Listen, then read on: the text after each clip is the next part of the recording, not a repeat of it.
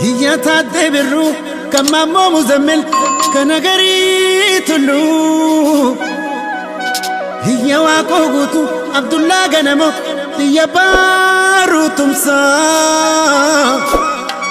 هي نمو كلتو كان جارب غدا هيورين يوسيد غيسو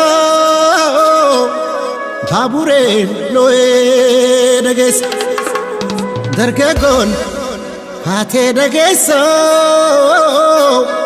shamarran ililbee dhageessa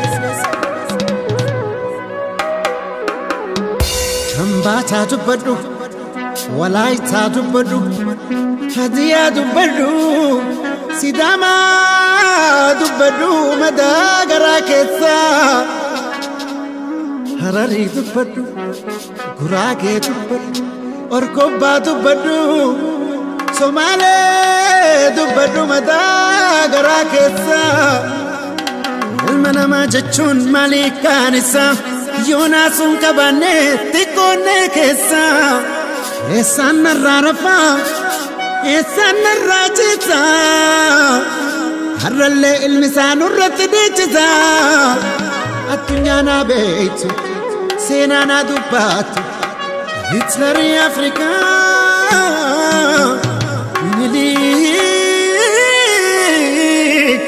Hinilik bineensa. Ashama harka fuunee akkam jirtu kabajamtootaa fi jaallatamtoota Oborraa Global Network kun torbaanitti yeroo tokko karaa Oborraa Global Networkiitiin kan isin bira gahu qophii cuunfaa torbaanitti. Cuunfaa torbaanii keenya arraa keessatti seenaarraa haalaa fi tooftaa ittiin Oromoo cabsaa turan akkasumas waldhabdee naannoo Tigraay fi mootummaa federaalaa jidduu jiru bal'achaa hanga bira ga'e kan jedhurraa wantoota muraasa qabannee isin biraa kan ga'udha. Isin keessummeessuun kan isin waliin turu Ambadaasaa Jaafari hamma xumura qophii keenyatti nu faana turan afeerraa keenya. Naadachuun malee minilik namami faaruudhaan hin tolle hin daganne hin irraanfanne seenaa guyyaa galee harma muraa aanulee lafee jala kotuulee. Bara minilik biyya bulchuurraa kaasee hamma bara bilisignaa kanatti uummata Oromoo ajjeesaa gariis lafa isaarraa buqqisaa tooftaa itti dhimma bahatee ture. Tooftaan kunis sabicha kallattiin cabsuu irra nama aadaa sabaa duudhaa sabichaa beeku kan dantaa garaa isaa dantaa sabaa dursu kana saba keessaa firuudhaan sabaan ittiin bitaa turan. Erga gabrummaan caasaa dheereeffattee bara minilik irraa kaatee as keessatti Oromoo takkaa diinni cabsee hin beeku. Oromootu Oromoo cabsee yoo jedhe seenaa faalleessuu qooti miti. Kana gaa wayitaan jedhu namanii fi kan sabicha kallattiin cabsuurraa nama aadaa sabaa duudhaa sabichaa beeku akkasumas afaan sabichaa dubbatu barbaaduudhaan sabichaan nama kana siimuun yookiin nama kana siif bikka buufne jechuudhaan namaan bitaa turan. Kunis gaa bara mootota duratti irraa ka'ee hanga ammaatti tooftaa ittiin jijjiirrachaa as gahanidha. Bara hanga bara 1960tti Itoophiyaan warra mootummaa aangoo waaqa yookiin rabbi biraan dhufte jechuun bulchaa turte.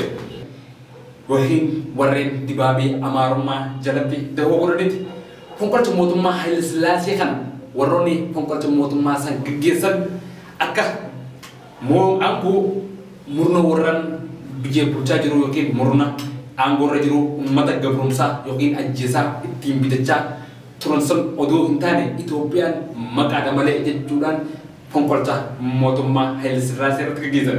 Yeroo kana fonqolcha gizee gaggeessan hayyoota Amaaraa fi Itoophiyaa waan jiru tana jidduu sarara guddaa sararamee baan yeroo kanarraa tooftaa itti baasuu jalqaban. Tooftaa kanaas gaa mootummaan Haile Sillaaseettis yeroo san aangoota Oromoo yookiin beektota Oromoo fi jeneraalota waraanaa keessa mudee jiran. Haa ta'u garuu fonqolcha san irratti kan inni baay'inaan firaas taate tarii fonqolcha kun deebi'ee nan ta'uu mala jechuudhaan dhalattoota Oromootaan humna waraanaa keessaa dhiibuu jalqabe. Yeroo kana gaa dhalattoonni sabaan Oromootaan warreen akka jeneraal Taaddasaa Birruufaan of ijaaruu jalqabanii Oromoon akka sabaatti qabsaa'uu qaba jechuudhaan bu'uura waldaa Maccaaf Tuulamaa qopheessan.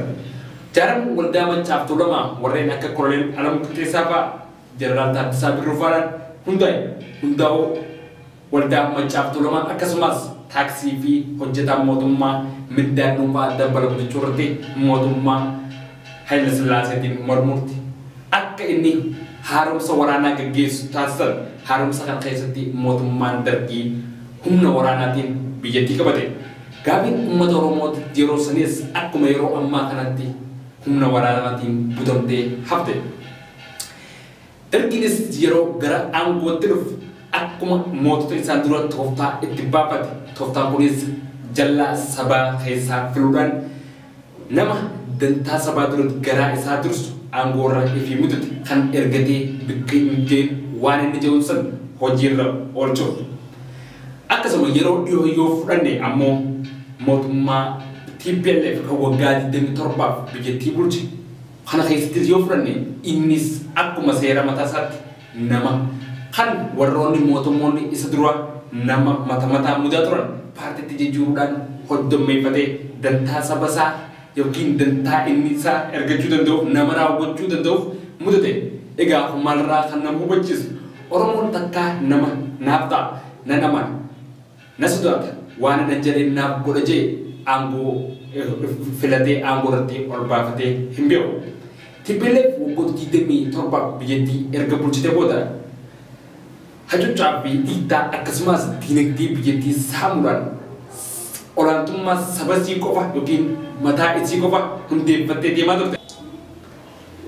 Egaa TPLFis dhuftee nama isiif ta'u nama ergachuu dandeessu mudatte.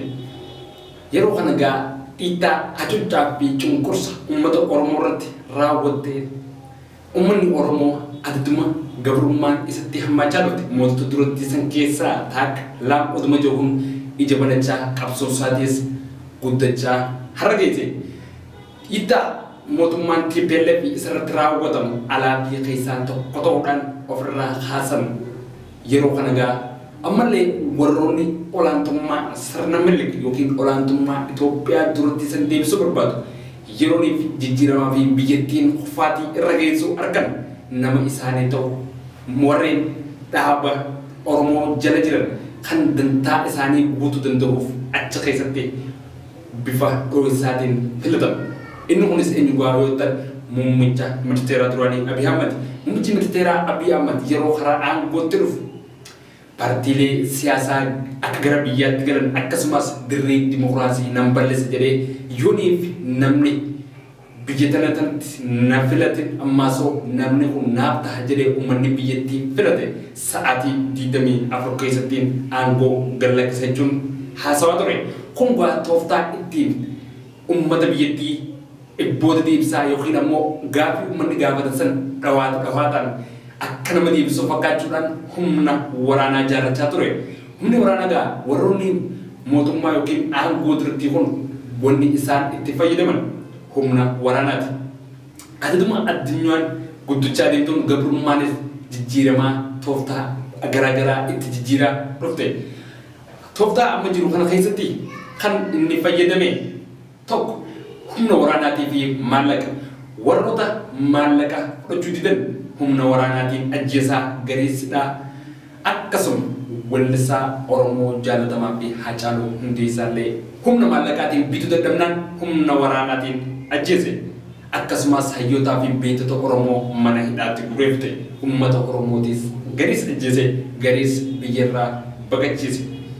Hunguwaa hanga yoom mootummaan tokko ni qofu yookiin akkuma harma dubartii san akkuma jedhanitti mootummaa fi harmi dubartii gaafa tokko ni jiga akkuma jaasanitti kunis yeroo eeggata malee inuma jiga.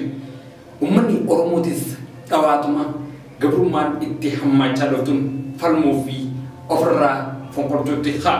Egaa kabajamtootaa fi jaallatamtoota obarraa Global Network kun kan daawwachaa jirtan cuunfaa torbaaniiti. Isin keessummeessuun kan isin waliin jiru Ambadhaasaa Jaabare.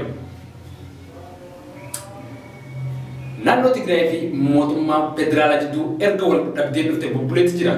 Naannoon Tigraay TPLF egaa waggoota 27 biyyattii bulchan booda aangoo yookaan dhiittaa itti fayyadama aangoo biyyattii irratti uummata Oromoo hacuucaa gabrummaa jirtuutan tursiisaa gariis ajjeesaa waan turaniif uummanni finciluudhaan TPLF waggoota 27 biyyattii bulchite ofirraa fonqolchan. Erga TPLF aangoo wallaqibtee maqalatti galtee kaasee murni maqaa mootummaatiin of waamu kan amma masaraa mootummaa jiru. Aangoo irra turuuf koronaa vaayirasii sababeeffachuudhaan filannoo biyyaalessaa yeroo biraatti dabarsees akkasumas seera biyyattiittis cabse. TPLF kan sodaatamuu qabu uummata malee koronaa vaayirasii miti filannoo gaggeeffamuu qabdi jechuudhaan mootummaa federaalaa dura dhaabbachaa turte. Mootummaan federaalaatis filannoo hin gaggeeffamtu jechuun wal mormaa turan. Naannoon Tigraayis yoo filannoo gaggeessite tarkaanfii fudhanna jaanis naannoon Tigraay cimnaa fi jabinaa fi tokkummaa isiitiin referendamii filannoo mataa isii lafa qabsiifatte. Adaduma dhawaataan mootummaan federaalaatii fi naannoo Tigraay jidduu rakkoon babal'achaa dhufte. Egaa yeroo ammaa kana mootummaan federaalaatis naannoo Tigraay dhaabbilee seera qabeessa ta'an wajjin hojjanne jajaanis dhaabbilee seera qabeessa naannoo Tigraay jala jiran mootummaa federaalaatii wajjin walii galuu didan.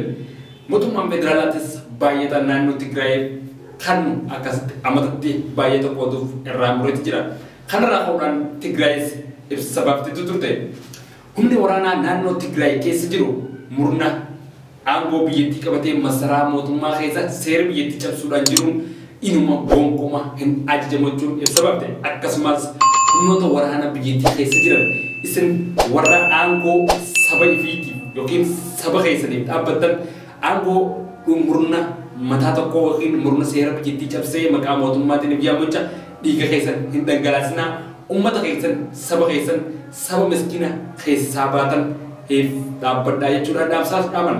Akkasumas baay'ata naannoo Tigraay irraa qabe tarii gallakkisuu baate rakkoo biyyattii tana keessatti mudatuuf itti gaafatamummaa kan fudhatu murna masaraa Minilik keessa jiruun ibsa baasaniitti jiru. Akkasumas Eertiraaf illee dhaamsa dhaabaniitti jiru uummata Eertiraatiif. Abiy Ahmedii fi Isaayyaas Afwerqii erga walitti dhufan waggoota lama guutaatti jiru. Waggoota lamaan kana keessatti akka mareedhaan wantoota biyyattii keessatti raawwatamaa jiran gorsooti fakkaata. Yeroo hedduu wal biratti dhiyaatanii wal qoratanii tooftaa fi siistamii ittiin biyyattii tana gara gabrummaatti oofan wal mareechaa waan jiran namatti akeeka. TPLFs kanarra dhaabbachuudhaaf mootummoota biyyattii lamaan warreen aangoo biyyattii irratti yeroo ofii tursiifachuudhaaf dhiiga uummataa yookiin dhiiga humna waraanaa qisaasuuf akka hin dhaabbanne uummata Tigraay fi naannoo Eertiraa yookiin uummata Eertiraatii fi uummata Tigraay obbolummaa isaanii laaluu qaban dhaamaniitiif jiru. Egaa kabajamtootaa fi jaallatamtoota obarraa Global Network cuunfaan har'aaf qabnu kanuma isin keessummeessuun kan isin waliin ture Ambadhaasaa Jaabare. Qophii obarraa Global Network itti aantu waliin turtii gaarii.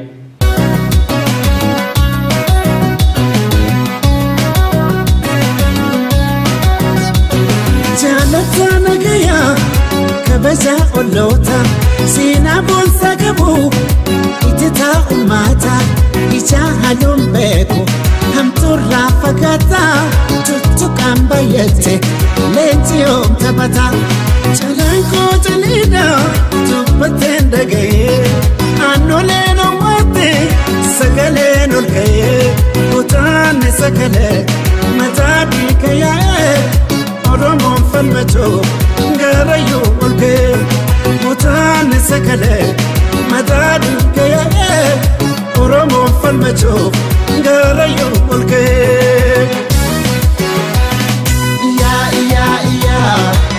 Iya dabarsaa iya dhaamsa dabarsaa gabroon fataa lilmaa iddaan bobbaasaa sabni